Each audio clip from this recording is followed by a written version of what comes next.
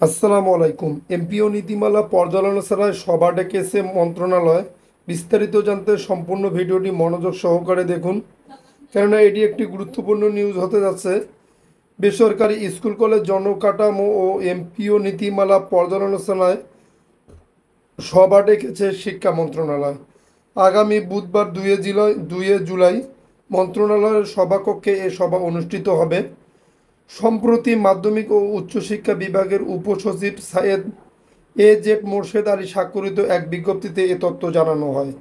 বিজ্ঞপ্তিতে বলা হয়েছে, বেসরকারি শিক্ষা প্রতিষ্ঠানে স্কুল ও কলেজ জনবল কাঠামো ও এমপিও নীতিমালা 2021 পর্যালোচনার নিমিত্তে এক সভা আগামী বুধবার দুপুর 2টা 30 মিনিটে সিনিয়র সচিব মাধ্যমিক ও উচ্চশিক্ষা বিভাগ, শিক্ষা মন্ত্রণালয়ের সভাপতিত্বে মাধ্যমিক ও উচ্চশিক্ষা বিভাগের সম্মেলন কক্ষে কক্ষ নম্বর 1815 ভবন 6 অনুষ্ঠিত হবে।